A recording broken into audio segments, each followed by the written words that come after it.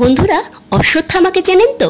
অশ্বত্থামা আমার বন্ধু, খুব একগুঁয়ে, একটু বোকাশোকা গোছের, নানা রকম অদ্ভুত কাণ্ড করতে পারে অনায়াসে। সেদিন পথ চলতে চলতে হঠাৎই তার সঙ্গে দেখা হয়ে যায়। শুনলাম সে আবার একটা নতুন ব্যবসা শুরু করতে চলেছে, মৌচাকের ব্যবসা। এই মৌচাকের ব্যবসা সে আদৌ শুরু করতে পারলো কিনা, আর তারপর কি কি কাণ্ড হলো, আসুন শুনে নেওয়া যাক। বন্ধুরা, আজকের গল্পটা চমৎকার এবং খুবই মজাদার। আশা করি আপনাদের খুব ভালো লাগবে। কিন্তু তার আগে বন্ধুরা, গল্পটিতে একটা লাইক দিয়ে দেবেন আর চ্যানেলটা সাবস্ক্রাইব করে দেবেন, যাতে আমার মনোবল বাড়তে থাকে।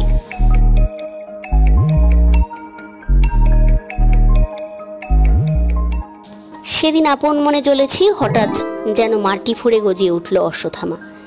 এই যে হে, বলি যাচ্ছ কোথায় বলে আমি ওর পাশ কাটিয়ে যাচ্ছিলাম। দাঁড়াও, তোমাকে অবাক করে দিচ্ছি, এই বলে হাতটা প্রায় চেপেই ধরলো। আমিও ঠিক এই ভয়টাই করছিলাম। বললাম, কি গান নাচাতে শিখেছ বুঝি? গানের নাচ দেখাবে, এই তো? গান? গান কেন? ও অবাক হয়ে বলল, গানের আবার নাচানাচি কি? না না, গান নয়, গানের কোনো কথাই নয়, গানের কোনো এক্সিবিশন নয়, তাই তো? ঠিক বলছো, তাহলে শুনি। এই আমি কান খাড়া করলাম। বেশ গুরুগম্ভীর সুরে অশ্বত্থামা বলল, মৌমাছির চাষ করছে। ওর কথায় খানিক ধাক্কা খেলাম আমি। নিজেকে সামলে নিয়ে বললাম, এবার বুঝি তোমার মৌমাছি কাণ্ড? কাণ্ড নয়, কারখানা। অশ্বত্থামা আমাকে শুধরে দেয়। মৌমাছির কারখানা? অনেকগুলো মৌমাছির কাণ্ড এক হলে মৌচাক ইত্যাদি হয়ে প্রকাণ্ড একটা কারখানা হয়, বুঝলে? বললাম, কিন্তু দুনিয়ায় এত রকমারি থাকতে মৌমাছির কারখানা কেন আবার? অশ্বত্থামা বলল, বড়শিকে চেনো? চমৎকার ছেলে, তার বাবা অনেকগুলো গাছে মৌমাছির চাষ করেছে, তারই একটা গাছ তোমাকে গুছিয়ে দিতে চায়। জিজ্ঞেস করলাম। সে বললে, বেচারা বড়শির কিছু টাকার দরকার পড়েছে, তার বাবা বলেছে মৌচাক বেচে টাকা নিতে, আর তাই অশ্বত্থামা চলেছে বড়শির কারখানায়। মৌচাকগুলো কেমন দেখে বুঝে নেবার জন্য আমাকেও তার সঙ্গে যেতে বলল। বুঝি কিনা জানি না, তবে মৌমাছির সঙ্গে আমারও একটু সম্পর্ক ছিল বটে। মাঝে মাঝে তাতে লিখে থাকি, কাজেই কৃতজ্ঞতা সূত্রে যাওয়াটা দরকার বোধ করলুম। শহরের বাইরে কারখানাটা। কারখানা মানে বাগান। বাগানের কাছাকাছি বড়শিকে পাওয়া গেল, গুলতি দিয়ে পাখি মারার তালে ঘুরছিল। অশ্বত্থামা বড়শির সঙ্গে আলাপ করিয়ে দিতে যাচ্ছিল। বড়শি নিজেই নিজের পরিচয় দিয়ে জিজ্ঞেস করলো, মৌচাক দেখবেন নাকি আগে দেখবেন মধু? মধু? মধুকে?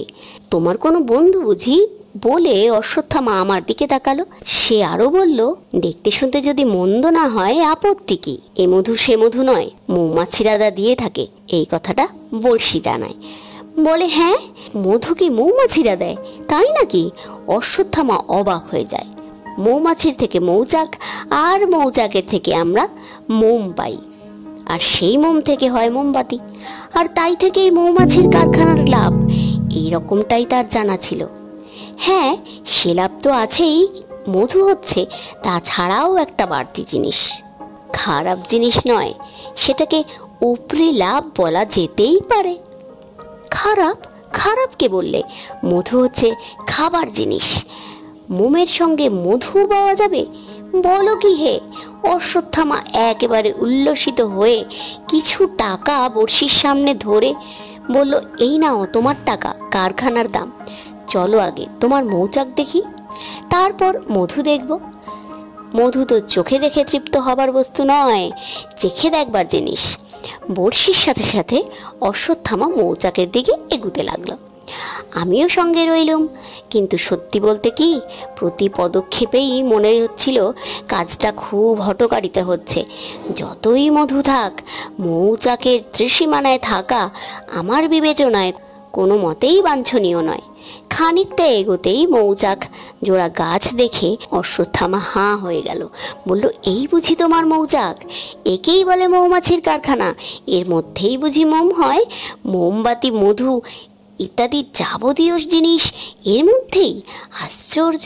বড়শি বলে, মোমবাতি আপাতত নেই, তবে মধু আছে দেদার। এর ফোকরে ফোকরে মধু, এর ফোকরে ফোকরে মধু, বলো কি হে?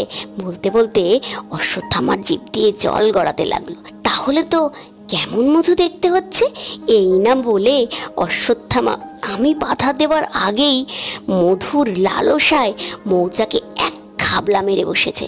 ব্যাস, আর যাবে কোথায়? দেখতে না দেখতে সেই মৌচাক ভেঙে হাজার হাজার মৌমাছি বেরিয়ে পড়ল।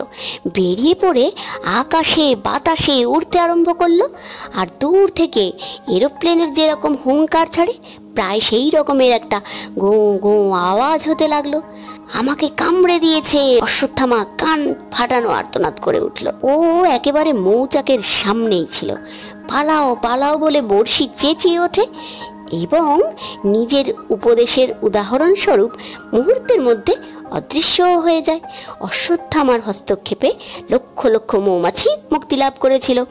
আর সবাই মিলে অশ্বত্থামাকে সামনে পেয়ে যা করেছে তা চোখে দেখা যায় না।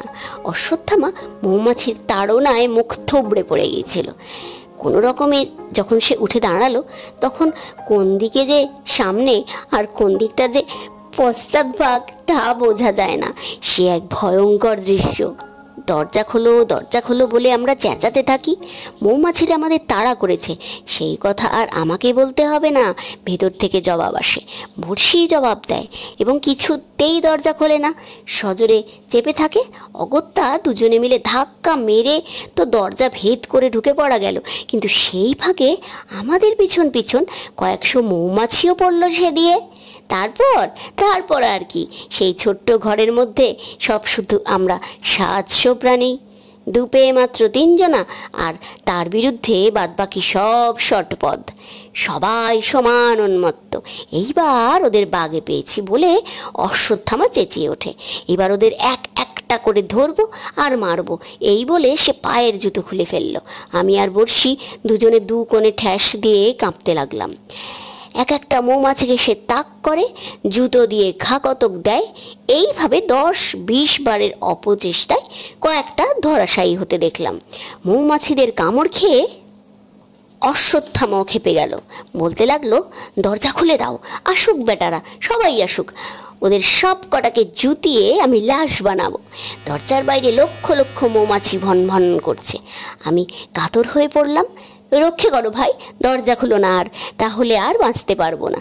বড়শির বাবার কারখানা লাটে তুলে দিয়ে তবেই আমার শান্তি। বড়শি, ছিপ, ফাতনা সব আজ শেষ করব। অশ্বত্থামার গলার আওয়াজ তখন প্রায় রেশাধ্বনির মতন শোনালো। না, অশ্বত্থামা আর মৌমাছির কারখানা করেনি। এই কাণ্ডের দিন কয়েক পরে ওকে দেখতে গিয়েছিলাম। সে বললে, আরে রামু, ওই চাষ আবার মানুষে করে? সে আরও বললে, সেরে উঠি আগে।